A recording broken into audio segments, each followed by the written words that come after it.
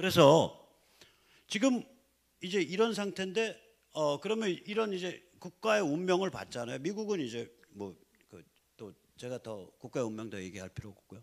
지금 우리가 근데 굉장히 중요한 국가적 운명 혹은 운명적 상황, 민족적 운명에 도달해 있는 상태예요. 그리고 이거는 그냥 한국인만의 비즈니스가 아니고 실제 그것이 끼칠 영향은 문명사적이고 인류사적인 영향을 끼치는 과제에 그 운명의 잔이 우리 앞에 딱 올라와 있는 거예요. 그게 그렇게 뭐냐 하면은 결국 전체주의 3종 세트에 대한 투쟁 극복이거든요. 이게 지금 패키지로 같이 돌아가잖아요. 이것들이 아까 다시 보여드리지만 중국이 이제 시진핑 체제 아래 지난 한 10년 정도 그 사이에 정확 10년 정도 사이에 중국이 시진핑 체제 아래서 완전히 저걸로 바뀌었잖아요. 저게 뭐야 그 일종의 전체주의적 반동. 그럼 이제 전체주의가 뭐냐 조금 이따 설명드릴게요. 이게 평양은 너무나 잘 아시다시피 저건 사교거든요. 굉장히 종교적인 시스템이에요. 그러니까 사교도 교회라고 부를 수 있다면 저보고 세계 최대의 교회는 어디냐? 공간적으로 그건 조선민주주의인민공화국이다. 그 김일성 영생교다. 그럼 그 교회 크기가 얼마나냐? 10만 제곱킬로미터네. 그냥 단일 교회예요. 그게 그 국토 전체가. 그러니까 이게 본질이에요. 이게 그러니까 그러니까 저는 거기 가서 뭐 교회 무슨 종교 활동한다고 올라가는 성직자들 보면 저는 막 뇌가 꼬이는 거예요. 이것들은 무늬만 성직자지 실제로는 아니 그냥 악마전에 간 거지. 거기에 성자를 붙일 수 있는지 몰라도. 자 그래서 보면 우리가 이제 평양은 그렇고 서울은 그러한 북한의 김일성 영생교 사교 체제를 존속시키는 것을 목적으로 하고 그것의 영향력을 확대시키는 것을 목적으로 하는 유사전체주의가 들어와 있다고요. 지금 한국에는. 그래서 이걸 사람들을 인격살인이나 어떤 그 세뇌 홍수나 혹은 그 다음에 막 잡아 가두는 그런 그 퍼징, 그러니까 숙청에 의해서 겁질리게 만들어서 끌고 가려는 거 아니에요. 아니 심지어는 이제는 뭐 구글도 너희 우리말 안 들으면 유튜브에 구글에 무슨 검색해야 뭐 특별한 거 있어요? 유튜브 얘기하는 거거든. 그거 유튜브가 구글 소유니까 유튜브에 우리가 내리라는 거 안 내리면 너희 영업정지 먹이겠다고 지금 그러고 으름장 놓고 있잖아요. 아, 나 제발 좀 먹였으면 좋겠어요. 우리 청년들 다 들고 일어날 텐데 이게 도라이들 아니냐고. 아니 그러니까 그런 발상을 하는 사람들의 발상을 그 재밌는 거죠. 우리가 굉장히 재밌는 세상에 살고 있는 거예요. 21세기 대한민국에서 그런 발상을 태연히 하고 그걸 떠드는 걸 상식으로 아는 자들이 권력을 잡고 있다는 게 너무 재밌는 현상이에요. 이게. 어쨌거나 재밌다고 생각해 저걸 화만 내다가는 우라통이 터져서 죽어요. 그래서 이게 유사전체주의인데 저는 그래서 유사전체주의 쿼사이 토탈리테리아니즘이라고 불러요. 그럼 이 세계가 같이 돌아가고 있다. 이해관계를 맞춰서 서로 밀고 당기면서 그러면 이 세계를 결국 지금 북에 있는 우리의 동포 또 휴전선 남쪽에 우리 대한민국 사람들의 지금 우리 앞에 닥쳐져 있는 문제는 뭐냐면 이것을 체제적 정치적으로 승리해낼 뿐만 아니라 이런 게 뿌리를 받고 이런 게 지배해 왔을 때는 우리 내부에 문제가 있는 거예요. 여기에 이거를 다시 식별해내고 그러한 풍조랑 투쟁을 해내고 이것이 우리 앞에 닥쳐져 있는 운명의 잔이다. 그럼 조선 사람 팔자지 그게 왜 그게 저기 무슨 인류사적이야? 조선 사람 그냥 창피한 얘기인데 니들 그냥 알아서 그냥 창피한 줄 알고 그냥 숨어서 해. 이렇게 말할 사람도 있지만 저는 그런 사람들로 무식한 소리 하덜 말어. 그게 인류사적 과제야. 내가 왜 그런지 설명해 줄게 라고 말하고 싶은 거예요. 그 다음에 이 전체주의라는 게 뭐냐면요. 참고로 저는 이제 조금 이따 다시 한번 말씀드리지만 저는 이 공산주의 뭐 쟤들 보고 빨갱이 이런 말 잘 안 해요. 쟤들을 북한 영생교회들을 빨갱이다라고 부르면 너무 높여주는 게 돼. 너무 높여주는 게 돼. 그 전체주의는 전체주의라고 부르면요, 굉장히 그러니까 특히 영어로 토탈리테리언이라고 불러버리면 이게 무슨 뜻이 되냐면 어감이 저거 아우슈비츠 같은 애들이야. 히틀러 아우슈비츠 같은 애들이고 그 크메르르주 폴포트 같은 애들이야. 그 뜻이 돼요. 영어로는 특히 살벌한 말이에요. 우리가 그런 말 있잖아요. 뭐 빨갱이는 좋은 빨갱이는 죽은 빨갱이밖에 없다.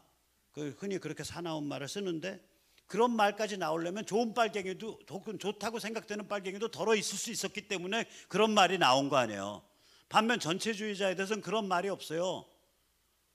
좋은 전체주의자는 죽은 전체주의자밖에 없다. 그런 말이 없다고요. 왜 그러면 거기는 다 그런 말 할 필요가 없어. 거기 진짜로 누가 봐도 그냥 폴포트 그 해골 무덤에 무슨 좋은 놈이 어디 있겠냐고요. 아우슈비츠 그 사람 죽어서 머리카락 모아놓은 그 머리카락 덩어리 속에 좋은 놈이 어디 있겠냐고. 그 짓을 벌려는 놈들 중에. 그러니까 이게 굉장히 살벌한 그 규정이에요. 전체주의라는 게. 우리가 그래서 대한민국이 잘못한 게 뭐냐면 이 먹물들이 식자들이 잘못한 게 1991년에 소련과 동구권이 무너졌을 때 반공을 반전체주의로 다시 규정시켜서 승화시키지 못한 게 잘못한 거예요. 그래서 반공은 아니 공산주의 종주국 무너졌고 그 종주국을 바로 뒤따라가던 동구권 다 무너졌고 중국과 베트남이 개혁 개방했는데 무슨 툭닥스럽게 반공이야. 너 지금 몇 년도에 사냐? 라고 우리한테 공격할 수 있어요. 그 생각해보면 다 무너졌거든. 그래서 찐따 같은 애 하나 남아있으니까 우리가 뭐 반공해야 돼. 전체주의는 달라요. 전체주의는요, 이건 현대 문명이 만들어내는 집단 정치 정신병이에요. 여러 형태로 드러날 수 있어요. 지금까지 드러난 것만 크게 나누면 한 서너 형태 돼요. 우선 첫째, 민족을 내세우는 피바다 구원이에요. 우리 민족이 전 세계 다른 모든 민족을 지배할 수 있는 그러한 우수한 민족이다라든지 혹은 우리 민족을 악마화시켜서 제국주의자들 외세가 우리를 짓밟으니까 우리 조선민족 외부는 전부 악마들이다. 그 지금 김일성 영생교는 그렇게 해요. 그러니까 민족을 내세운 피바다 속에 인간의 구원이 있다라는 생각이에요. 그게 극우 전체주의예요. 김일성 영생교회는요, 극우적인 거하고 공산주의적인 거하고 이게 다 섞여 있어요.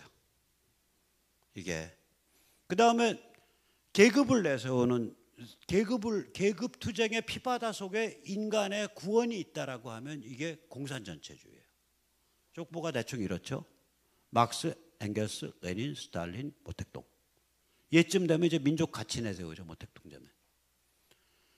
그래서 북한의 특징은 뭐냐면요, 이 전체주의는 전부 기본적인 종교성을 가져요. 그래서 이건 제 말이 아니라 정치 철학하는 사람들 1990년대 이후로는 전체주의는 정치 종교다라고 얘기를 해요. Political religion.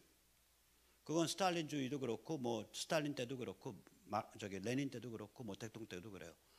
그래서 쟤들이 기독교를 박해하는 거예요. 우리가 인간을 구원하는 국가를 만드는데 니들이 왜 하나님을 내세워서 짝퉁 구원을 파냐. 니들 정신병자네. 근데 좀 악질이야. 치료가 안 되네. 죽든지 그러면 평생 감옥에 있어. 그거예요. 그러니까 자기들의 독점 비즈니스를 침해한다고 생각하는 거예요. 얘들 관점에선. 그런데도 불구하고 내놓고 우리가 종교란 얘기 안 해. 걔들은. 내놓고선 안 해요. 종교라고 얘기를 안 해요.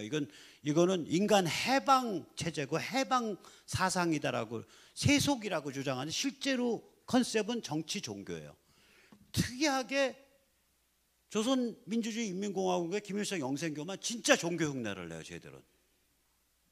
그 금수상궁전 제가 가끔 세뇌 탈출해서 보여드리잖아요. 그 건축 양식 보면 완전히 아즈텍 신전 같은 거 신전 같거든요. 그거 내놓고 종교적이라고. 얘들 얼마나 종교적인지 보여드릴게요. 다음에 우선 공산주의가 뭔지 조금 아셔야 아 저게 김일성 영생교 정말 다른 놈들이구나 느낌이 오세요. 공산주의는요 이런 거예요. 이건 사진 찍어 놓으셔도 좋아요. 이걸 이런 식으로 표현하는 거 저밖에 없어요. 인간은 계급투쟁의 피바다 속에 몸부림치다 쓰러져가는 욕망의 동물이다 이거예요. 인간 별거 아니다 이거예요. 인간 존재 조건이 그런 존재 조건이다 이거예요. 그런데 계급 사회를 끝장낼 최종 계급 프롤레타리아트가 등장했다 이거예요.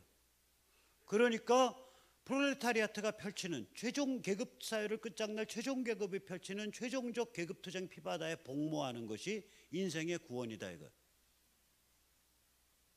끔찍한 사상이에요. 굉장히 비비린내 나는 사상 이게 진짜 원단 빨갱이 사상이에요. 이런 종교적 신념 체계라고 일종의. 생각을 해보세요. 어차피 사람이라는 건 계급투쟁의 피바다 속에서 쓰러져가는 존재야. 오케이. 근데 혁명을 위해서 너 좀 죽어줘야겠다. 시체팔이 장사 좀 하려니까. 근데 그 말 먼저 하면 너 반발할 것 같아. 나 말 안 할게. 근데 너 조용히 보내줄게. 둘이서 깔깔거리고 술 먹고 동지 잘 가. 빠이빠이 한 다음에 뒤쫓아서 퍽 하는. 어차피 인간은 계급투쟁 피바다 속에서 쓰러져 가잖아. 오히려 그걸 끝장낼 그 혁명 전선을 위해서 쓸모있게 쓰러져 가게 만들어줬는데 구원이죠. 이게 무서운 말이라니까 이게. 무슨 말씀인지 아시나요? 그러니까 저렇게 나가니까 뭐가 돼요? 레닌 말 그대로 인용할게요. 진실이란 혁명에 유리한 게 진실이다. 진실이란 혁명에 유리한 게 진실이다. 조직이란 조직화된 상호 불신이다. 서로 감시하고 서로 자아 비판시키는 게 조직이다 이거예요. 레닌 말이에요. 혁명 후에는 뭐라 그래요? 국민 별거냐? 당이 이끌면서 겁질리게 만들면 슬슬 쫓아오는 게 국민이다. 그렇게 글을 썼어요. 안 믿어지시면요. 인터넷에 구글로 하셔야 돼요. 네이버 같은 후진 거 말고요. 거기에 레닌, L-E-N-I-N 쓴 다음에 테러, T-E-R-R-O-R 혹은 테러라이즈, T-E-R-R-O-R-I-E 치시면 레닌의 그런 용어 말이 튀어나와요. 레닌이 테러에 대해서 얘기할 때 국민을 테러로 겁질리게 하라 이거야. 숙청해서 공개 처형하고 그러면 따라온다 이거예요. 그러니까 저런 사고방식이 저게 나와요. 저 사고방식을 뭐라고 부르냐면 저걸 historical materialism이라고 불러요. 제대로 번역을 하려면 유물사관이 아니라 사적 유물론이에요. 왜냐하면 유물사관으로 번역을 해두면 마치 뭐라고 생각이 되냐면 유물사관으로 번역을 하면 무슨 특정 역사관인 것처럼 생각하는데 이건 역사관이 아니라 인간관이에요. 그리고 좋아하시던 말던 모든 인간관은 아무리 흉악한 것도 도덕 철학이라고 불러요. 철학에서는. 아무리 반도덕적 비도덕적 인간관도 일단 도덕 철학이라고 불러요. 그걸.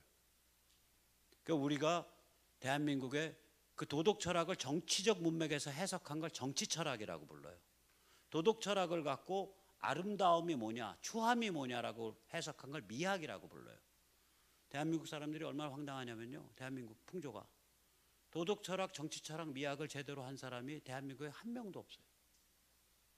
한 명도 없으니까 저는 이렇게 엉터리로 공부해서 세뇌 탈출해서 그래도 밥은 빌어먹고 살게 됐어요. 근데 진짜 이거 정말 쪽팔리는 얘기예요. 얼마나 이 사회가 얼마나 물질주의적이고 얼마나 이 지식층이 제의를 안 해놨는가는 딱 하나 보시면 알아요. 길거리 가다가 손발톱 다듬고 피부 다듬는데 뭐라 그래요? 에스테틱. 에스테틱이라는 그 간판 보고 저는 한 달 동안 굉장히 저게 뭐지? 저게 야 우리나라에 언제 미학 연구하는 사람들이 저렇게 많아졌어? 원래 이스테릭스, 에스테틱스가 미학이의 뜻이 미학. 그럼 대한민국 미학학회라는 게 제대로 있으면 야 간판에 제발 촌스럽게 에스테틱이라는 건 하지 마라 라고 신문에 평일에도 하나 나왔어야 될 거 아니에요. 누군가 칼럼을 써서. 그러니까 대한민국엔 미학이라 그러면 진중권이가 쓴 되먹지도 않은 미학책에 저거 교과서인 척 팔리는 그런 아주 상스럽고 폭도스러운 데가 있어갖고 결국 대한민국에서의 미학은 길거리에 있는 에스테틱 샵이 돼버린 거예요. 이제 이런 걸 다 우리가 만회해야 된다고요. 이게 앞으로 우리가 해야 될 과제들이에요. 우리의 정신의 영역, 우리의 문화의 영역을 고급지게 만드는 거, 풍부하게 만드는 거. 그게 지금 하고 있는 싸움의 마지막 영역이에요. 혹은 근본 영역이에요. 그 영역 안에 하나 들어있는 게 정치 권력을 아주 위험한 집단으로부터 덜 위험한 집단으로 옮겨준다든지 좀 괜찮은 집단으로 옮겨주는 거. 그 안에 하나 들어있는 부분적 과제에 불과해요. 결국 전체는 멘탈 게임이에요. 문화 게임이고. 자, 그 다음에 다음이요. 김일성 영생교는 이거랑 사뭇 달라요. 그래서 제가 저걸 빨갱이라고 못 부르는 게 저런 게 아니에요. 쟤들은 영생교 교리 일조가 뭐냐면 80만 년 전에 호모 이렉투스가 조선반도에 들어오셔서 조선반도에서 특별한 종류의 호모 사피엔스 현생인류로 자체 진화하셨도다. 그게 영생교 1번 교리예요. 그 특별한 종류의 현생인류 이름이 조선민족이고 이 순결한 조선민족의 민족됨을 완성해 주신 것이 민족 메시아 김일성이시도다. 그 2번이고요. 3번이 뭐냐면 이 민족 메시아됨은 김일성의 아버지, 아들, 손자 생물학적 유전성을 통해서 전해지는 도다. 그게 3번 명제예요. 이거 사교죠. 그러니까 완전히 다른 거예요. 진짜. 그래서 믿거나 말거나 북한에서는 막스 책 없어요. 레닌 책 없어요. 스탈린 책 없어요. 모태똥 책 없어요. 문재인이 좋아한다는 호치민 책도 없어요. 그러면 그런 책 없는데 뭐 내가 이상한 데서 꿈을 잘못 꿔갖고 갑자기 그런 사람을 내가 계시를 받았어. 그런 책을 읽어라. 그래야 네가 훌륭한 노동당원이 될 수 있느니라 하고 꿈에 계시를 받았어. 악마의 계시를 받았어. 그래서 제가 가서 학교에 가서 도서관에서 그런 책 찾고 어른들 만나고 교수들 만나서 그런 책 찾으면 밤에 누가 찾아와서 저 끌고 가요. 야 인마, 세상의 모든 위대한 진리는 김일성 유일사상 안에 들어있는데 니까짓 게 건방지게 왜 그런 걸 찾아? 그런 책은 누구만 보냐? 꽁꽁 감춰놓고 김일성 대학교 철학과만 보는 거예요. 그런 체제에서 철학과는요, 철학하는 데가 아니에요. 이데올로기를 만드는 학과예요. 그래서 끝발이 무지하게 좋아요. 이데올로기 조작하는 학과, 그 논리 만들어내는 애들이에요. 그러니까 얘들이 그런 애들이라고요. 이거 빨갱이랑은 좀 달라요, 이게. 그러니까 얘들은 조선민족 외부는 악마라고 보는 거 아니에요. 그러니까 악마나 개돼지의 씨앗을 배 갖고 왔다라 그래서 탈북 여성이 중국인의 아이를 임신한 채로 북한에 끌려 들어오면 배 위에다 널빤지 넣어놓고 밟아갖고 강제유산시키는 거 아니에요.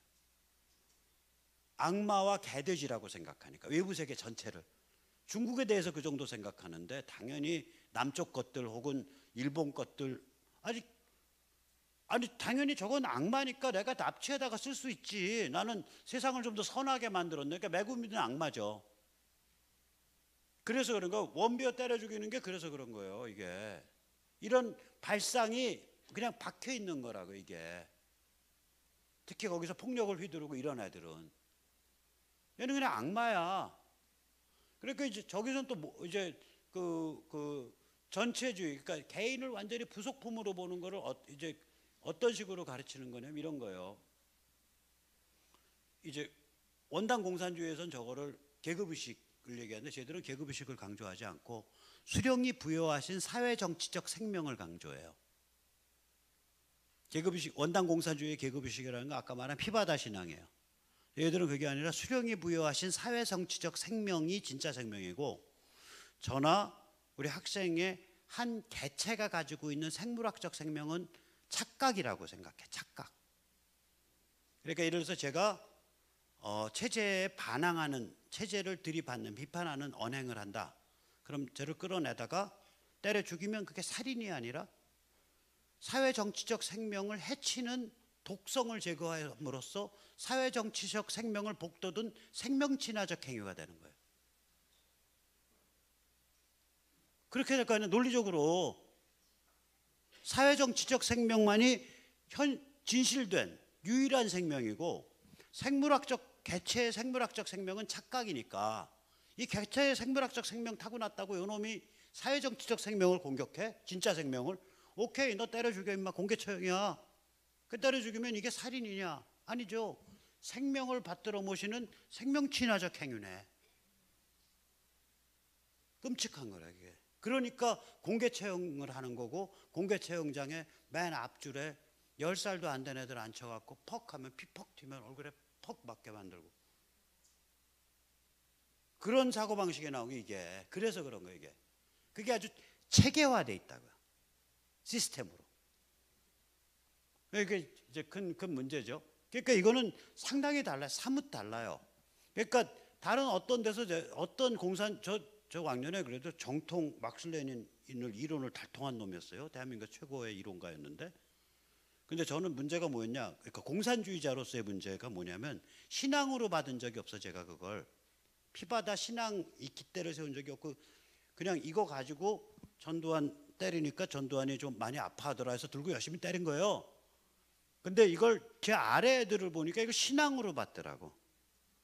신앙으로 한번 받아버리면요, 어제까지 공산주의자 하다가 오늘 김일성 영생교 하는 게 하나도 문제가 안 돼요.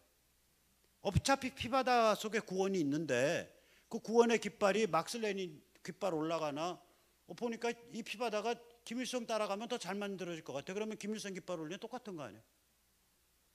이건 우리나라에서만 있었던 일이 아니에요.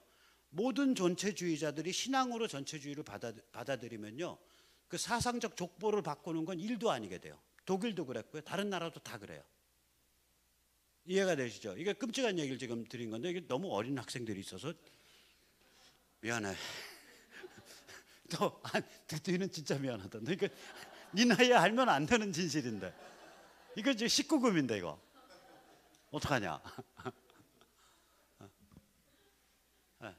그래가지고 한번 보세요. 이게 얘들이 얼마나 황당한, 아까 그 호모 이렉투스가 이게 다중지역 진화설, 그러니까 요새는 이 진화설이 1990년대 이후로는 진화설 얘기하는 사람들이 이거 얘기하는 사람이 없어요.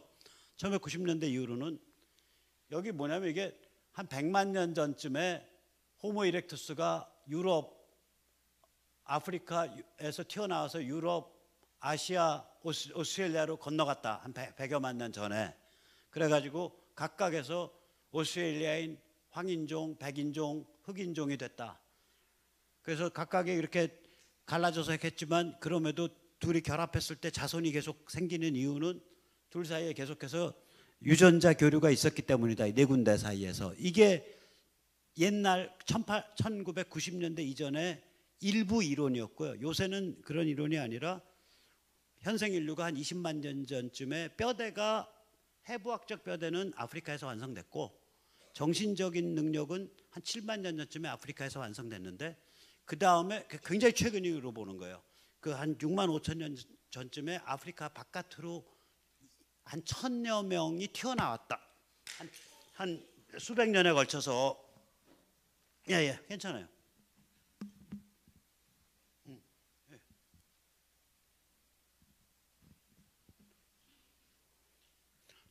저기 이거 레이저가 있어야지. 수백 년에 걸쳐서 한 1000여 명이 튀어나왔다. 그래가지고 거기서부터, 들어왔어요. 거기서부터, 감사합니다. 거기서부터 거기서부터 유라시아 대륙 전체로 퍼져나갔고, 아메리카 대륙으로는 한 14,000년 전쯤에 건너왔다. 이게 이제 peopling the world라고 불리는 현재의 이제 1990년대 이후 진화론의 기본 개념이에요. 고인류학의. 그러니까 이런 스토리는 이건 이제 쓰지도 않아. 외국선 MRE. 이건 MR이라 그래요. 멀티 리저널 이볼루션, 다중지역 진화라서. 아니 이거라도 쓰면은 내가 인정을 하겠어. 근데 얘들은 여기다 가지를 하나 더 친 거예요. 아시아로 튀어온 호모 이렉투스 중에 일부가 한 80만 년 전쯤에 조선반도로 튀어 올라와서 여기서 특별한 종류의 현생 인류, 이게 조선인이 만들어 주셨고, 그 순결한 현생 인류의 종족에 대해서 김일성 민족 메시아께서 민족됨을 완성시켜 주셨다 이거예요. 개족보예요, 개족보. 근데 문제가 뭐냐? 우리가 얼마나 우리 사회 지식층이 망해 있었냐? 1990년대에요. 우리나라 상고사 한다는 사람, 고고학 한다는 사람들이 이걸 본토기원설이라고 부르거든요. 자기들이, 북한이. 이걸 그냥 앵무새처럼 반복했다니까. 그러니까 그 정도로 망가져 있는 거예요. 참고로 물론 여기 계시는 분들은 진화론 믿는 분 없겠지만, 이 진화론 혹은 고인류학 연구자는 없겠지만, 저는 대한민국에서 유일한 고인류학 연구자예요. 팔레오안트로폴로지. 그 없어요. 대한민국에 고고 인류학과에 가면 고인류학 있을 거 아니에요. 없어요. 고고학. 그래서 뭐 삼국시대 뭐 그 이전 조금 한 천여 년 전에 그 뭐 기와장 쪼가리 뭐 청동기 쪼가리 갖고 지표조사하고, 지표조사해 주면 또 먹고 살잖아요. 아시죠? 건물 짓거나 공장 지을 때 지표조사 시키잖아요. 그게 다 고고학 전공자들한테 시키거든. 그 뭐 그렇게 먹고 사는 그런 고고학 전공자가 있고요. 그 다음에 또 하나는 이제 뭐가 있냐면은 문화인류학. 그러니까 뭐 미국 문화는 이렇고, 뭐는 영국은 어떻고, 유럽은 어떻고, 뭐는 어떻고, 그런 문화인류학하는 그 전부 이제 말로 다 먹고 때우는 거죠. 그런 쪽이 하나 있고, 그러니까 팔레오 엔트로폴로지는 없는 거예요. 이게 그러니까 근데 이제 참고로 이제 서양의 그 미국 같은 데의 교과서 그것 때문에 이제 홈스쿨링이 있고 그런 건데, 교과서 같은 데 가서 보면 세계사에 보면 첫 대목이 딱 뭘로 시작하냐면 한 6만 5천 년 전에 호모사피엔스의 일부가 아프리카부터 튀어나와서 유라시아로 번져간 사건을 딱 세계사의 첫 대목에 소개하고 시작해요. 그러니까 우리가 중고등학교 때 본 세계사랑은 완전히 다른 세계사를 가르치는 거예요. 그러니까 지금 세상이 최소한 고인류학 얘기하면 거기까지는 가야 되는데, 그거 안 하고 아예 나 창조론이야 하고 가든지, 진화 같은 건 없어라고 가든지, 아니면 진화를 얘기하려면 그걸 하든 둘 중에 하나밖에 없는 거예요. 이것만 해도 다 죽었는데 이걸 빗들어가고 이렇게 해서 이거를 영생교 교리 일본어로 삼는 그런 흉악한 놈들이라니까, 이놈들이. 그러니까 사실은 다음에 그다음에 이제 그 전체주의라고 우리가 제대로 부르면, 아까 제가 말씀드렸죠. 이게 현대 문명이 만들어내는 집단적 정치 정신병입니다. 지금 보셨잖아요. 버전 2개 보셨죠? 김일성 영생교 보셨죠? 공산주의 보셨죠? 그 다음에 제가 아예 거론도 안 했지만 나치즘 있죠? 그죠? 그다음 모택동은 조금 더 달라요. 폴포트 조금 더 달라요. 나라마다 조금씩 달라요. 차베스 조금 더 달라요. 저기 마두로, 베네수엘라. 그러니까 이 집단 정신병은 어떻게든지 자꾸 재발돼요. 현대 문명 속에서. 이게 재발된다. 그러니까 이게 왜 재발되냐 이거예요.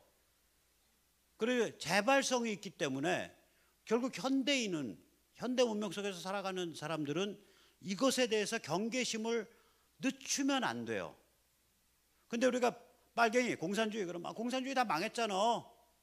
그럼 경계심 늦출 거 아니에요. 근데 전체주의 저거 재발돼. 틈만 나면 독감처럼 기어들어와. 몸 약해지면 폐렴으로 번져. 몸 더 약해졌으면 폐렴 쌓여서 죽는 거야 저거. 독감이 폐렴되고 폐렴이 악화돼서 죽는단 말이에요. 저거 인플루엔자균 같은 거예요. 저게 왜 인플루엔자균 같은 거냐? 그 씨앗은 굉장히 인플루엔자스러워요. 그 얘기 우리가 그걸 알아야 돼요. 야, 빨갱이 공산당 말이야. 그 씨앗이 인플루엔자스러워. 제가 그런 말하면 저 웃긴 자식이라고 다 비웃고 가. 근데 제가 딱 폼을 잡고 전체주의는 현대 문명에서 독감균 같이 끊임없이 발생하는 집단 정신병입니다. 이렇게 말하면 이렇게 다 초롱초롱 들어주시잖아. 그렇죠? 그러니까 말을 어떻게 표현하냐, 또 어떤 문맥에서 우리가 이 문제를 생각하냐에 따라서 소통력이 생기는 거예요. 근데 그게 단지 소통력뿐만이 아니라 실제로 중요하다고. 그러니까 자 보세요. 핵심은 뭐냐면 우리가 이걸 딱 생각하면 돼요. 도덕이란 공동체 경험에서 나오는 거예요. 왜 교회 다니시는 분들이 신앙심이 안 그런 사람도 마시면 교회 다니시는 분이 신앙심이 돈독한 교회 다니시는 분들이 왜 도덕성이 있냐, 다른 사람들에 비해서 선악 개념이 있냐 하면 그 회중 공동체 경험 때문에 그렇다고요. 여기 지금 나이 드신 할머니 할아버지를 가끔 제가 아까 눈에 뵈는데, 나이가 드셨으면은 젊었을 때 대가족에 대한 기억, 집성촌에 대한 기억, 그 다음에 그 자기 동생의 죽은 동생의 자녀들을 위해서 희생한 큰아버지에 대한 기억, 이런 것들을 알고 계신다고, 케이스들을. 그런 기본적인 인간관계의 공동체성이 있었어요. 불과 몇십 년 전만 해도. 근데 이게 이제 다 깨진 거거든. 요새 우리, 너 욕하는 거 아니야? 이런 친구들은 태어나서 눈을 딱 뜨면 조금 싹 눈치 딱 해보면은 이거 시장 속에서 홀로 떠서 살아가는 나, 자의식 덩어리인 거예요. 그것으로, 그런 모드로 인생을 경험한다고요.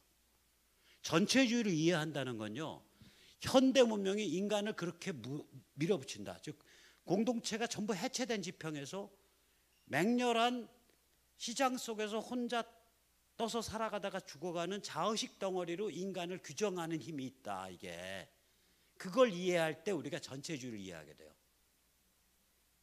왜냐하면 그것에 대한 그릇된 반발이거든. 올바른 그걸 극복하려는 길이 아니라 그것으로부터의 도피예요. 악마에 넘어가는 거죠. 으쌰으쌰해서 피바다 통해서 나의 이런 고립감, 이런 무력감, 이런 무도덕함을 내가 극복할 수 있다. 피바다 구원신앙이 가르치는 도덕으로 중무장하고 피바다 구원신앙을 같이 공유하는 사람과 힘을 합쳐서 세상을 두드러 부시는 피바다 사업을 통해서 나는 공동체에 도달할 수 있다예요. 그래서 뼈 까는 거예요, 그게. 그러니까 여기 나이 드신 분들이 배고파서 뼈골을 다해서 대한민국을 만들고 경제개발을 했는데, 그 풍요로웠는데, 그 풍요로워진 세상에서 만들어지는 인간 심리 유형은 윗세대는 경험해보지 못한 인간 심리 유형이 만들어지는 거예요. 사람들의 심리 유형은 대개 15살 전에 끝나잖아. 그러면 나이 드신 분 입장에서 80 드신 분이다. 그럼 그분의 심리 유형은, 근본적 심리 유형은 말하자면 65년 전 이상의 세상에서 끝난 거예요. 그때 65년 전에 완성된 거라고. 그 다음 뼈골 받쳐서 나라 좀 먹고 살게 만들고 나라 꼴 좀 갖춰놨더니 그 사회에서 만들어진 그 젊은 손자 세대, 증손자 세대의 심리 유형은 전혀 다른 심리 유형이 나오는 게 뭐냐면 욕할 게 없어요. 걔들 입장에서는 그냥 내가 늙어서 숨졌을 때 묻혀야 될 묘지까지 내가 준비해 놓고 죽어야 돼. 아무도 믿고 기댈 데가 없는 거예요. 시장 속에서 몸부림치면서 혼자서 홀로 떠서 살아가다가 숨지는 내가 내다라는 자의식 덩어리가 인간의 존재 조건이 되어버린 거예요. 공동체 다 빠개져 있고. 이게 이제 문제인 거예요, 이게. 그러니까 전체주의라는 건 그런 상황에 대해서 발작해서 튀어나오는 거거든요. 그것도 아주 피바다스럽게. 그러니까 세상이 악해지고 세상이 사나워지면 그걸 피바다스럽게 튀어나올 거 아니에요, 그게. 반항이. 그게 케이스가 많아지면 그게 뚫레뚫레 묻혀서 이제 피바다 만들어 가자고 이제 꿀럭꿀럭거리고 흘러다니는, 그러면 그게 전체주의 흐름 되는 거예요, 그게. 그러니까 언제든지 이 근본적 배경이 현대 문명의 성격이 인간을 무도덕한 자의식 덩어리로 밀어붙인다라는 현대 문명의 이 어둠의 힘을 우리가 절감을 해야, 그래서 전체주의가 이렇게 이런 형태로 나왔다가 그거 안 되면 또 저런 형태로 나왔다가 그거 안 되면 또 저런 이게 반복되는구나. 그래서 이게 반복되는 게임이구나. 변형되면서 계속 그걸 느끼시는 거예요. 네. 저 무슨 말씀이냐? 그래서 우리가 전체주의로 이걸 보냐? 그거의 한 종류인 공산주의로 지금 판을 보냐에 따라서 우리 보는 눈높이가 완전히 달라져요. 전체주의란 컨셉을 갖고 왜 전체주의가, 현대 문명이 왜 전체주의라는 병을 만들어내지? 현대 문명이 인간을 어떤 심리 유형으로 만들어내지? 이 컨셉을 갖고 딱 보면 이거는 한 3,000m 상공에서 아래를 내려다보는 거고요. 그게 아니라 저기 빨갱이 어디 있어? 빨갱이 이러고서 보면 이건 완전히 땅바닥에 붙은 개구리로 보는 거예요. 이렇게 안각으로. 무슨 말씀인지 아시겠죠? 그러니까 이거 우리의 그 관점을 확 높여야 된다고요. 컨셉을. 자, 여기서 이제 잠시 북한을 좀 정치적인 얘기를 잠깐 드리죠. 제가 한 여기 아까 50분 정도까지 가면 되겠죠. 네. 네. 저는 편해서 떠드는데 아드레날린 상태에서 여기 앉아 계신 분들 별로 안 편.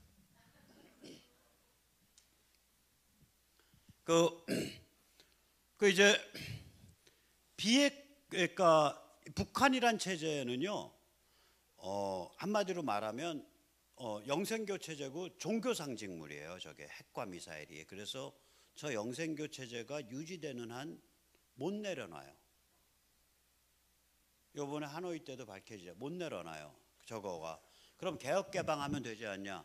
개혁 개방하면 되는데 개혁 개방하면 첫 번째 문제는 영생교 체제는 바로 무너지는 거고요. 그럼 영생교 체제를 대체한 뭐 최용의 체제가 들어온다. 그럼 될 거 아니냐? 문제는 뭐냐면 같은 민족으로 너무 오랫동안 같이 살아와서 이 북한 주민의 눈높이가 바로 대한민국에 맞춰져. 그러니까 바로 불만이 튀어나오죠. 야, 인마 최씨 너 김간에 몰아내고 너 드러났더니 최가 너 더 무능한 새끼네. 무슨 말인지 아시겠죠? 그래서 저기가 개혁 개방도 잘 못 가요. 너무 시간이 오래된 거예요. 못 간다고. 그러면 저기는 그러면 결국 그런데다가 그러면 원래부터 저게 성립이 불가능한 체제예요. 왜 그러냐면 소련도 성립이 불가능해서 무너졌잖아요. 소련도 군비 경쟁만 해서 무너진 게 아니에요. 제가 왜 성립 불가능한지 말씀드릴게요. 자, 여기 지금 우리가 한 100여 명 있죠? 이 100여 명 중에 디자인이 똑같고 사이즈가 똑같고 색깔이 똑같은 메이커의 신발을 신고 있는 사람 2분 계시면 손 들어보세요. 없어. 디자인, 색깔, 신발 이게 다 다를 거예요. 백혈레가. 예? 이게 왜 이런 현상이 벌어지냐? 여기는 시장 경제잖아요. 시장 경제면요. 자, 이게 뭐 그러니까 내가 뭐해서 먹고 살지? 그게 자기가 취직을 하는 사람. 내가 뭘 물건을 팔아서 먹고 살지? 제조업하는 사람. 내가 어떤 서비스를 해서 먹고 살지? 뭐 하는 사람. 내가 어떻게 돈 장사를 거들어서 먹고 살지? 금융업에 있는 사람. 뭐 모든 종류. 내가 무슨 엔지니어링을 해야지. 이게 만약에 대한민국에 그렇게 머리 돌리는 그런 걸로 머리 돌리는 사람이 지금 대한민국 인구 5천만 중에 4천만은 될 거예요. 저기 우리 연세 드신 우리 저 할머니도 아마 예를 들면 요거 적금에 넣어야 되냐? 요거 보통 예금 통장에 넣어야 되냐? 요거 주식을 조금 사둬야 되냐? 요거 내가 문간방을 세를 내줘야 되냐? 말아야 되냐? 집을 옮겨야 되냐? 하루 종일 그 계산 하시잖아. 안 하세요? 하실 거라고. 예? 그러니까 여기는 뭐냐면 뇌가 4천만 개가 돌아가면서 이 경제가 작동하는 거예요. 이 사회주의 계획 경제는 그게 아니라요. 모든 인풋, 모든 아웃풋, 그 다음에 상품, 그 다음에 모든 종류의 직업과 직군, 이거를 다 맞춰내야 돼. 그것도 지금 시점에서 맞춰내는 게 아니라 직업은 사람 길르는데 10년 걸리잖아. 10년 후까지 맞춰내야 돼요. 사회주의 개혁경제에서 대학 광산과 나오면 당연히 광산에 발령 못 나면 그건 무능한 정부예요. 사회주의 개혁경제에서 사범대 나왔는데 저기 학교에 취직 못 시켜줘. 무능한 놈들이야. 계획 잘못한 거야. 갈 데가 없어요. 이해가 되세요? 그러니까 뭐가 되냐면 치약이 30년이 지났는데도 가류 치약이에요. 신발을 위에서 신발 생산하라고, 야 신발 부족한 것 같아. 신발 생산 오다 딱 때리면은 저희가 신발을 200만 짝을 생산했습니다. 밤새워 생산했습니다. 보니까 사이즈 260에 검정색에 저기 오른쪽만 200만 짝 했어.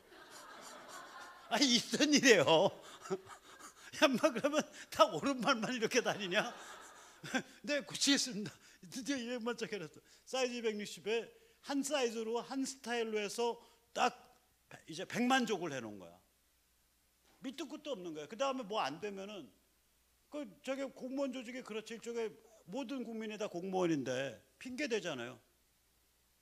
농업에서 그 일 일어났는데 소련 농업에서 너 왜 안 됐어? 비료가 부족했는데 비료 막 보내줘. 야, 그래도 생산성이 안 늘어 마지막에. 그러니까 공해가 말도 못해요. 농업 공해가. 소련 망했을 때. 그러면 이제 야, 너 생산성 안 늘어. 너 그러면 뭐 하는 사? 아, 비료를 보내주는데 그 질소만 보내주셔갖고요. 인비료를 보내주세요. 인을. 그럼 또 인을 또 바리바리 보내줘. 인을 부었어. 이런 식으로 그렇게 그러니까 먼저 번 저질러 놓은 죄 때문에 거짓말 또 하고 이 거짓말 때문에 또 거짓말 또 하고 또 거짓말 또 하고 이러고서 이제 거짓말에 이제 해 연년 상속이 이루어지는 거예요. 그러면 이제 환경은 작살날 거 아니에요. 무슨 짓을 해도 그 다음에 안 돌아오죠. 그러니까 이게 안 돼 있는 상태인데 저기는 정보통신이 나오고 컴퓨터가 나오고 그 다음에 세계 다국적 기업이 막 튀어나오고 80년대만이면 그게 확 퍼지기 시작하잖아요. 그런 상태에서 힘이 게임이 안 되는 게임이. 제가 이제 여기 어린 학생들이 있어 그러지만 옛날 소련 망하기 직전에요. 정말 이 남봉꾼 남자들이 모스크바 출장 갈 때 많이도 안 갖고 가요. 리바이스 청바지하고 나일론 스타킹 2개. 환장을 한다고. 왜냐? 가르치약 쓰는데. 거기는 배낭을 들고 다녔잖아요. 상점에 물건이 있을 때 바로 줄 서야 돼. 가방을 들고 다녀요. 가격은 싸. 근데 물건이 없어 상점에. 생각을 해보세요. 여기 5천만 개의 인간 두뇌가 4천만 개 인간 두뇌가 저 할머니 당연히 포함해서 상호 작동해서 만들어내는 자기 리스크 다 걸고 에브리바디가. 아니 삼성전자 주식 사다가 폭망했으면 그거 가지고 문재인 나쁜 놈이라고는 안 그러잖아. 물론 경제가 나쁘다고 욕은 할 수 있어도 그 자체에 대해서 너 책임져라는 안 하잖아.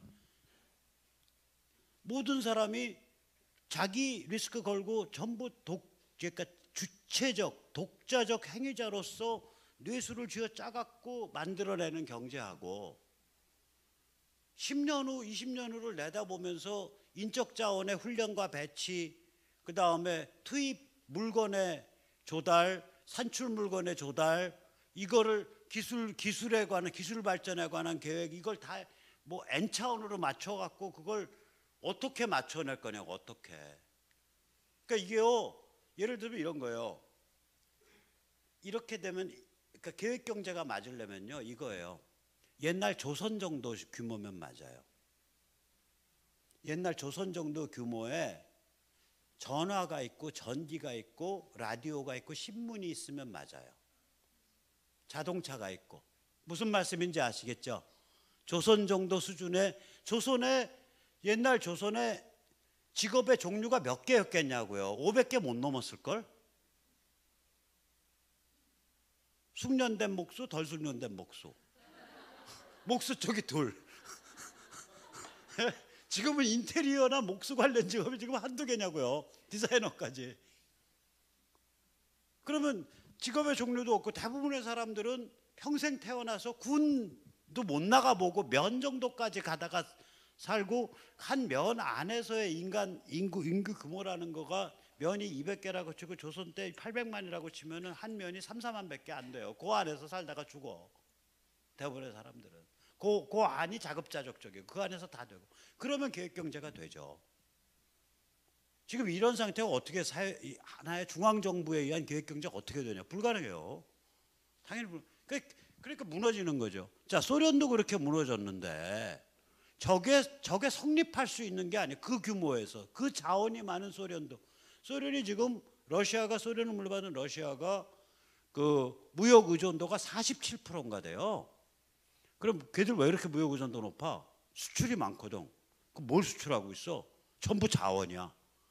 그 자원이 풍부한 소련도 무너졌는데 저 자원도 없고 아무것도 없고 규모도 훨씬 작은데 그게 성립 가능한 체제네. 성립 불가능해. 그럼 성립 불가능한 놈들이 어떻게 지금까지 이어졌냐? 지정학적 뒷배예요. 최근에 중국이 지금 미국 무서워서 무릎을 많이 꿇고 있거든요. 중국이 미중 전쟁, 그 무역 전쟁, 경제 전쟁 때문에 무릎을 꿇고 꼼짝을 못해요. 옛날 같으면은요, 김정은이 베트남 내려갈 때 저기 베이징에 세워갖고 정은아 잘 다녀와라 한번 연출해주고 다시 하노이에서 올라갈 때 또 또 저기 베이징에 세워갖고 너 무슨 말 했었냐? 너 그래도 그 만나서 점잖게 잘했네 하고 또 한번 두들겨주고 그래야 돼요. 저게 미국한테 얘 내 영역의 애야, 내 꼬붕이야. 너희 얘들 함부로 건드리면 내가 가만 안 있을 거야. 그걸 한번 보여줘야 된다고요. 얼마나 기가 죽었으면은 얘 혼자서 떨렁떨렁 저기 저기 60시간 기차 달려서 저기 트럼프한테 끌려 나가서 멱살 붙잡혀서 휘둘리는 거를 그냥 방관을 할 수밖에 없는 상태까지 지금 기가 빠진 거예요. 지금 저게 이게 쟤들이 그러니까 뒷배가 없어진 거예요. 근데 북한의 뒷배가 없어진 첫 케이스예요. 분단 이후 70년경까지는 소련 뒷배고요. 소련 하나였고 1970년 71년에 그때 이제 인도차이나가 망해가니까 이게 중국이면 미국이 가서 야 우리 친구 먹고 소련 같이 들이받자 그래서 그때 미국 편을 돼서 그러니까 미국의 동맹이 된 거예요. 사실상 중공이. 그러니까 북한 입장에서는 소련은 원래부터 자기 뒷배고 중국은 그거보다 훨씬 빠지는 2, 3류짜리 뒷배였는데 2, 3류짜리 뒷배가 이 뒷배랑 맞겨루는 미국의 동맹이야. 그러니까 북한 입장에서는 미국은 동맹의 동맹이에요. 그러니까 눈에 보이는 게 없는 거예요. 그러니까 그때부터 김일성 유일사상에서 당 완전히 빠개버렸어요. 북한이 완전히 당을 빠개시키기 시작한 게 70년, 71년경입니다. 그러니까 북한이 당이 없는 지가 50년 됐어요. 그래서 지금은 속된 말로 빠꾸호라이를 못하는 거예요. 당이 있어야 방향을 유턴을 하죠. 리더십이 안 나오는데 사교 체제에서 그것도 교주도 아니야. 나는 사교 교주라고도 안 불러요. 민족 메시아 집안이에요. 사교 체제에서 민족 메시아가 날아가면 당이 없으니까 그렇게 시스템 만들어져 있기 때문에 그걸 대체할 수 있는 리더십이 안 나와요. 대체할 수 있는 리더십이 안 나온다고. 저게 저런 문제예요. 그리고 지금으로 처음으로 그다음에 91년에 소련이 망하고 나서는 북한의 뒷배는 미국의 동맹인 중국 하나 남았죠. 그래서 열심히 뒷배를 잘 써줬죠. 근데 지금 미국이 중국에 대해서 야 이제 더 못 찾겠다. 너 버르장머리 좀 배우고 인류 보편의 기본과 가치를 좀 배워라 하고 밀어붙이는 상태가 되니까 이제 뒷배가 없어진 거죠. 그래서 성립 불가능한 체제이기 때문에 저게 난 네파로 시작할지 아니면 생짜배기 침공으로 시작할지 모르겠어요. 네파란 얘기는 뭐냐면 북한 안에서 우당탕 쿵탕 사건 벌어지는 거예요. 근데 네파가 됐던 생짜배기 침공이 됐던 지금 미중 사이의 지정학적인 관계로 보면 미중 전쟁으로 보면 미국이 접수해요. 어느 경우도 미군이 들어가서 미국이 접수해요. 그 과정이 직선으로 갈지 지그재그로 갈지 이렇게 가는 듯하다 이쪽 방향으로 튀는 건지 아주 복잡할 거예요. 너무 위험한 게임이라. 다음이요. 이제 짧게 말씀드릴게요. 우리 중국의 지정학적 도발이라는 게 뭐야? 중국이 왜 내가 전체주의 반동? 아까 북한이 김일성 영생교 전체주의 사교라는 것도 대충 알겠고 남쪽이 저거라는 것도 대충 알겠다. 유사 전체주의. 근데 중국은 갑자기 왜 무슨 소리야? 하나 보세요. 이게 중국의 지정학적 도발인데 일로일 때는 요게 까만 선이 완벨트예요. 요 까만 선이 요 무렵부터 한국 사람들이 참 이 한국 언론 지식인들이 참 이상한 게 우리한테는 일로일 때가 중요한 게 아니라 제1도련이 중요해요. First Island Chain. 제1도련이란 말을 중국 시진핑 체제가 써왔거든요. 제1도련이 뭐냐면 베트남서부터 시작해서 싹 돌아서 여기 필리핀 열도 지나서 타이완 지나서 오키나와 열도 지나서 일본 열도까지 요게 제1도련이에요. 중국이 이 내부가 자기 거라는 거야. 그래서 남사군도가 여기 있어요. 신문 보실 때 남사군도 남진아에 그럼 사람들은 진아가 차이나니까 남진 여기쯤 있겠지. 아니야, 남사군도 여기 있어요. 그러니까 남북이 북한을 핵과 미사일로 무장시켜서 미국이랑 싸움 붙여가지고 사실상의 핵보유국 만들고 그거 가지고 분위기 잡아서 남쪽 정부 좀 문재인 같은 거 들어와서 남북이 친중 반미 코리아 연방이 들어오면 서해는 자기 바다네, 동해는 절반이 자기 바다네. 이번에 중국 그 정찰기 그 이쪽에 들어와서 싹 날았던 코스가요, 요렇게 날고 요렇게 들어갔어요. 울릉도와 독도 사이. 독도는 일본이 주장하는 섬이니까 일본한테 시그널 보내는 게 중국이. 중국 정찰기. 며칠 전에 한 1, 2주일 됐나? 딱 남해 여기로 들어와서 여기로 들어와서 요렇게 했다 요렇게 갔어요. 그러니까 이 선을 지금 염두에 두고 있는 거예요. 그래서 생각을 해보세요. 아니 석유 단위는 여기가 더 중요해요, 여기가 더 중요해요? 이거 도발의 핵심이 북한의 핵과 미사일의 무장이었어요. 저거 중국제 기술, 중국제 부품입니다. 까면. 그러니까 핵실험 6번 중에 4번이 시진핑 체제 때 이루어졌고요. 미사일 실험 30번 중에 25번이 시진핑 체제 때 이루어졌어요. 그러니까 메이드 인 차이나예요, 저게. 지금 북의 핵과 미사일 체제가 저 짓을 저질러 놓은 거예요. 그것만 한 게 아니라 국내적으로는 이 전체주의적 통제를 하죠. 이게 뭐냐, 화장지 내리는 건데 저런 식이란 얘기예요. 화장지 낼 때 홍채 인식을 해서 회사 같으면 박성현이 백모가 2월 달에 화장지를 몇 장을 썼는지를 아는 거야. 그래서 이제 인석과에서 보니까, 총무과에서 보니까 다른 사람들은 평균 230장인데 얘만 700장 썼어. 백모 너 와봐. 너 심할 썼어.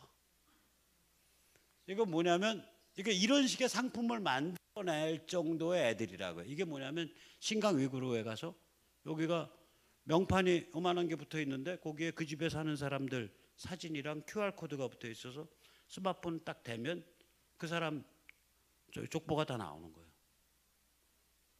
집집마다 들어가서 새빵 들어 살고, 중국 공안 요원들, 보안 요원들 한 100만 명이, 한 100만 명쯤은 신강 위구르인 100만 명쯤은 저기 뭐야 그 디프로그래밍 센터, 그러니까 일종의 저기 뭐야 그 세뇌 센터에다가 수용해서 세뇌시키고 있고 뭐 이런 거죠.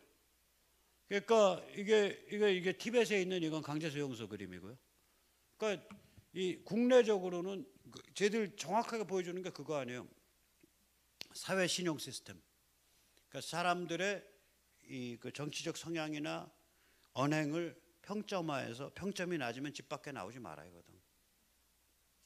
소셜 크레딧 시스템. 그러니까 조지 오웰 동물농장식으로 컨트롤하겠다는 거예요. 저게.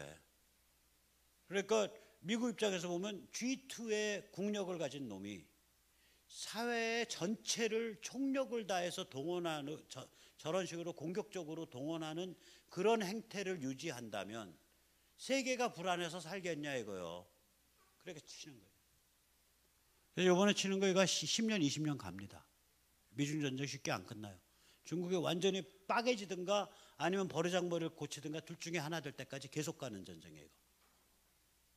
쉽게 안 끝나요. 이건 왜 그러냐면 말은 무역 적자인데 그 무역 적자의 대부분이 뭐 빨래판 무슨 뭐 저기 그 뭐 욕조 들여놓는 플라스틱 욕조 아니면 그 범랑칠한 싸구려 범랑 욕조. 요새 우리가 저기 가면 다 그런 거 중국제 쓰잖아요. 중국제 무슨 그 양변기 뭐 소변기 이런 거라고. 그럼 그런 걸 미국서 생산하냐고. 안 해요, 미국서. 중국 못 생산하게 하면 인도나 멕시코나 월남서 생산해요, 베트남에서. 그럼 적자액은 유지되는 거야 그냥. 오히려 더 올라갈 수도 있죠, 중국보다 단가가. 그러니까 무역 적자 자체를 줄이는 게 목적이 아니고, 적자는 미국으로 보면 전체적으로 적자는 그런 상품군에서 그 정도 규모의 적자액 연한 3천억 달러 이건 유지되는 거라고요. 어쩔 수가 없어요. 미국이 산업 구조가 달라서. 그런데 미국 입장에서 그게 문제가 아니라 네가 국가 총력을 동원하는 이런 동물농장 1984를 내부에 꾸며놓고 바깥으로는 도발하고 남의 지재권을 훔치고 남의 첨단 기업은 불법으로 해서 인수한다 그러고, 말은 사기업 인수지. 근데 중국 기업 ABC가 저게 뭐야 그 저기 컨소시엄으로 인수했는데 근데 보니까 A는 인민해방군 소속이고 B는 인민해방군 소속의 소속이고 C는 인민해방군 소속의 소속인 회사네. 그럼 뒤에서 죽 땡긴 놈은 누구야? 니들을 어떻게 사기업이라고 볼 수 있어? 니들이 이런 행태를 가지고 G2로 먹고 살 자격이 있는 놈들이냐? 이게 지금 미국이 중국한테 내놓은 화두인 거예요. 그리고 칼을 딱 들이댄 거라고 이게. 그래서 이거 쉽게 안 끝나요. 자, 미국이 이렇게 무지막지하게 몰아붙일 수 있던 배경은 이제 셰일 혁명인데 그건 오늘 바빠서 지나갈게요. 이게 그래서 트럼프 셰일 혁명이나 트럼프 두 개가 같은 시점이에요. 셰일 혁명이 2016년 불과 3년 전에 생산 가격의 원가 수준이 사우디아라비아 수준까지 40달러 배럴당 40달러 수준까지 낮아진 거예요. 이게 석유가 같은 석유가 아니에요. 얼마나 나오는 석유가 품질이 좋냐. 그 석유를 생산해서 실어낼 때까지의 코스트가 얼마냐. 근데 전 세계에서 미국이 제일 에너지 가격이 싸진 나라가 돼가는 게 왜 그러냐. 얘들은 생산 원가는 사우디 수준이고 소비지는 바로 옆이네. 뭔 말인지 알죠? 그러니까 전 세계에서 앞으로 옛날에 사우디 출장 가신 분들은 다 아실 거예요. 사우디 가면요 전기값 너무너무 싸. 제가요 다 사우디 사람으로 태어났으면 나 플라스틱 사출 공장 만들어서 떼돈 벌었을 텐데 이 생각했더니 아니 플라스틱 사출 올려 있잖아요. 뭐 그 저기 이렇게 플라스틱 사출 올려 아시죠? 레이진이라고 부르는 거 뭐 PPP 뭐 ABS 이거 쌀알 같이 생겼거든. 그게 남들 가격의 3분의 1이야. 3분의 1. 여기서 사우디 안에서 이제 제조업해라 이거. 그러니까 사우디 제조업자한테는. 그러니까 얘들이 배불뚝이로 게을러 갖고 안 하지. 그거 여기 부천에 있는 저기 사출 공장 어디 여기 안양 군포 가면 많잖아요. 그런 사람처럼 눈에 불 쓰고서 금연 깎아서 사출했으면요. 지금 전 세계에 있는 상위 규정 메르세데스 벤츠는 다 사우디에서 굴러다니고 있어요. 그것만 해도. 미국이 이제 그렇게 되는 거예요. 석유화학 원료값 싸죠. 에너지값 전 세계에서 제일 싸. 이런 나라가 돼가고 있는 거예요. 에너지 순수출국이 되고. 그러니까 걸리적거리는 게 없죠. 그러니까 미국이 무슨 수를 쓰고 있는 거냐? 야, 너희 지켜주잖아. 그럼 너희 돈 좀 더 내야겠네. 그러니까 네 알겠습니다. 서유럽 예, 연 100조씩 더 낼게요. 나토 분담금 연 100조 올라갔잖아요. 제가 이제 거의 끝날 때가 됐는데 이야기하다가 이제 그만 끝낼게요. 너무 오래돼서. 하나만 말씀드리면 세상에 지금 3조를 앞으로 요구하겠대. 3조 주한미군 분담금을 미국이. 그래갖고 우리가 이른바 하는 우파라고 보수라고 하는 신문인 조선일보가 이런 액수를 요구하면 미국이 동맹이냐 아니면 용병이냐 이러고 써놨어. 이게 개황당한 소린 게. 자 보세요. 주한미군이 28,000명입니다. 그러면 그냥 머릿수로만 나눠도 전체 미군 코스트가 얼마냐면 지금 7천억 달러거든요. 7천억 달러면은 우리로 가서는 800조 원쯤 될 거예요. 10억 달러가 1조 2천억이니까 연간 국방비가 800조 원인데 28,000명이면 전체 미군의 한 3, 4% 될 거예요. 이게 한 2%만 쳐도 800조의 2%면 얼마예요? 16조 원어치가 와 있는 거예요 여기. 근데 2% 미군의 전략적 힘의 2%만 한반도에 몰려 있겠냐고. 한반도에 한 20%쯤 몰려 있다. 동북아에 요새는 40%쯤 몰려 있어요. 전 세계에서 미군이 동원할 수 있는 힘에 그거를 그러면 액수로만 치면 미국식 단가로만 치면 400조짜리를 3조 내고 쓰라는 건데 이거 못 내겠다고 하면 이게 거지 새끼지 이게. 내가 하고 싶은 말이 그러면 동맹이 거지냐? 한미동맹 이코라 한국 거지란 소리냐? 이것들이 이게 정신머리가 이렇게 없는 거예요. 그게 뭐 30조 내라는 소리도 아니고 우리나라 국방비가 얼마야? 한 100조 넘을걸요 이제. 100조쯤 될 거예요. 우리나라 지금 세출 규모가 400조 넘죠.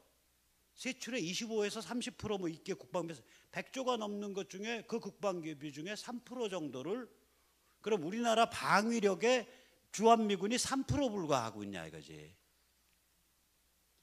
그래서 이렇게 정신머리 없는 것들이니까요. 근데 그거를 문재인 정부가 그렇게 얘기하는 건 좋은데 그걸 뻐젓하게 조선일보가 그 제목으로 뽑아서 주한미군이 동맹이냐 용병이냐 이러고, 야, 참, 그러니까 참 우리가 이거 앞으로 다 뜯어 고쳐야 되는 게 이 썩은 정신머리들을. 그러니까 문재인 일당의 문제가 아니라 그 문재인 586의 문제는 당연한 거고, 이른바 상류층, 이른바 제도권, 이른바 우파, 이른바 보수라는, 나 너무 요새 구역질이 나서 나 옛날에 계속해서 운동권 할 걸, 나 옛날 빨갱이 할 걸, 이 욕심, 이 후회가 막 너무 그냥 이게 구역질이 나서 요새 노는 행태를 보면. 자, 다음이요. 그래서 이제 얘기를 끝내죠. 뭐 이제 4시라 맨 그다음 또 계속 넘어가 보세요. 예, 끝났고 이제 4시 계속 넘어가 보세요. 야, 넘어가세요. 예. 이것도 넘어가고요. 이거 하고 말씀드려요. 상수는 미중 전쟁 계속 갑니다. 또 상수는 그게 북한의 우당탕 쿵탕이 선행하는 건지 아니면 그런 게 없이 그냥 치고 들어가는 침공인지는 모르겠지만 결국은 미국이 접수 평정하고 북한이 해방되는 게 상수예요. 그 길밖에 없어요. 그 다음에 또 상수는 지금 방금 말했듯이 아니 지금 이 마당에 조선일보가 용병이냐 동맹이냐 이런 글을 쓸 정도로 여기에 정신머리가 없는데요. 그러니까 이런 일이 펼쳐지면 한순간에 호떡집에 불나요. 그러면서 이제 정치 쓰나미가 닥친다고요. 거기까지는 상수예요.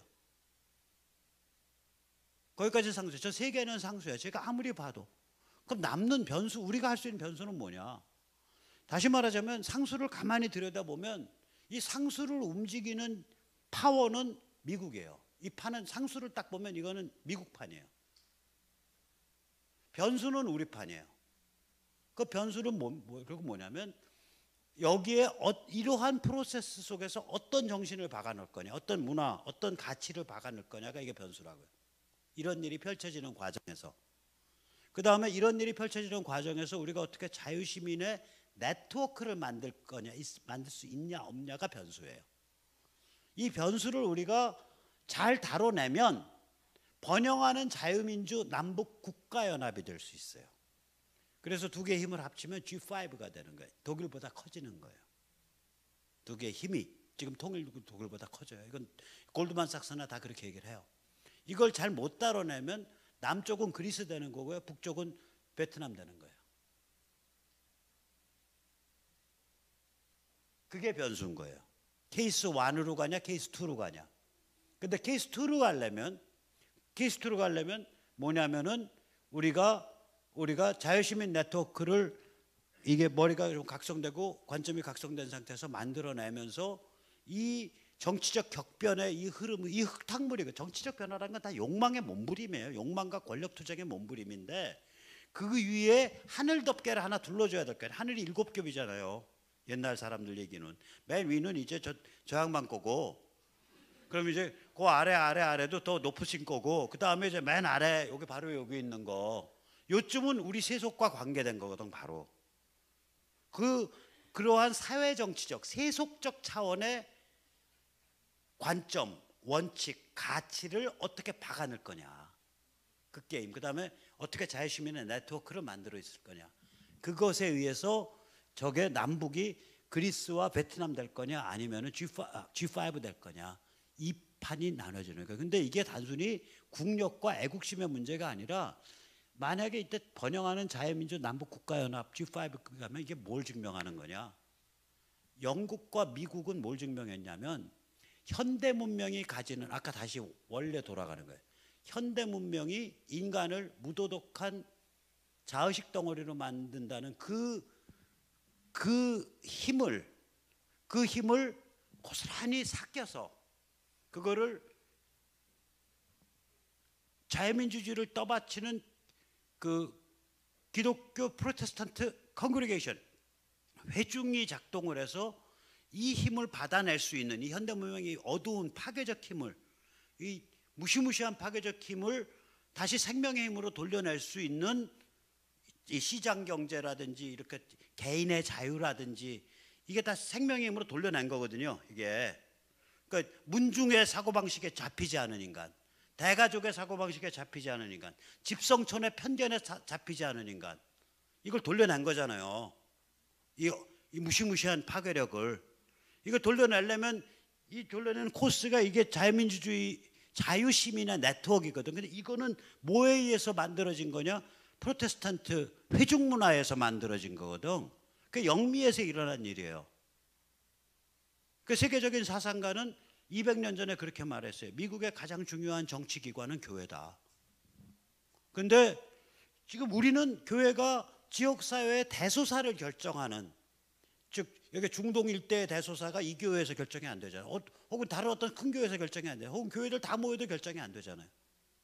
지역사회 대소사가 직접적으로 결정이 안 된단 말이에요. 자, 이런 상태에서 그러면 자유민주주의를 지탱해낸 이 코스, 현대문명의 어둠의 힘을 그것이 생명에 기여하는 힘으로 보다 넓은 지평의 인간 관점과 그런 관대함으로 다시 이렇게 순화되도록 성숙하도록 만드는 이 코스를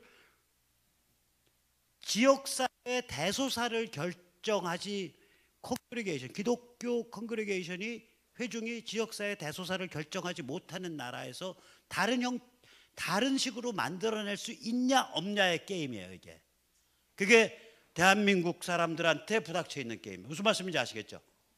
저 너무 어려웠어요. 다시 한번 반복해 드릴게요. 현대 문명이 인간을 무도덕한 자의식 덩어리로 밀어붙인다고. 이거 무시무시한 파괴력이에요. 여기서는 대가족 공동체 다 깨져나가요. 대가족 깨져나가. 심지어는 요새는 이혼 가정도 많아요. 약가족도 깨져나가. 문중도 깨져나가. 모든 게 다 깨져나가. 집성촌 깨져나가. 도덕이라는 건 공동체에서 보고 배우는 건데 보고 배울 데가 없어요. 그럼 무도덕한 자의식 덩어리, 내가 내다 하는 그러한 존재로, 그런 심리 유형으로 문명이 인간을 몰아붙인다고요. 분해를 해버린다고. 그럼 이게 어떤 프로세스를 거쳐서 다시 공동체적 인간, 공동체에 대해서, 자유민주주의 체제에 대해서, 자유민주주의 사회에 대해서, 시장에 대해서, 또 가족에 대해서, 또 자기 교회에 대해서, 자기 소속 단체에 대해서 어떤 그런 공공적 마인드를 가진 인간으로 다시 튀어나와야 될 거 아니에요. 어떤 과정을 통해서. 이 과정이 이게 정치 문화라고 해요. 이게 자유민주주의 정치 문화예요. 이거 만들어낸 데는, 자기 힘으로 만들어낸 데는 영국과 미국밖에 없었어요. 이거 만들 때 기본 원단이 뭐였냐? 지역 대소사를 결정하는 프로테스탄트 회중이에요. 근데 한국에서는 프로테스탄트 많아, 교회 많아. 근데 어느 교회를 가더라도 그 교회의 회중이 지역사회의 대소사를 결정을 못해요. 또 앞으로 해서도 안 될 거예요. 그럼 일어나니까. 교회 안 다니는 사람 다 빠져. 중동에 있는 교회 신도들만 모여서 중동의 모든 정치사회적 문제를 결정할 거야. 그러면 극단적인, 우리 사회 바닥에 깔려있는 뭔가를 파괴하는 일이잖아요. 그거는 종교전쟁 하자고 선언하는 거거든. 그러면 우리 사회는 어떤 교회든지 지역사회의 대소사를 직접적으로 결정 못한다 이거예요. 어떤 교회 회중이든지. 자, 이런 상태에서 우리가 그러면 이 자유민주주의를 뒷받침하는 이 정치 문화 프로세스 혹은 정치 프로세스를 어떻게 만들 거냐. 그거 우리 그리스를 주저앉습니다. 그리고 북한은 그거보다 더 눈물 나는 일은, 북한은 보고 배울 데가 없어서 베트남으로 주저앉습니다. 그 게임에 들어가 있는 거예요. 이게 그래서 단순히 국력과 애국에 관한 게임이 아니라 인간과 현대문명 사이의 게임에 아주 그 최일선에 있는 과제가 지금 우리한테 닥쳐져 있으니까 무지하게 행복하신 줄 아세요. 네, 여기까지. 네, 감사합니다.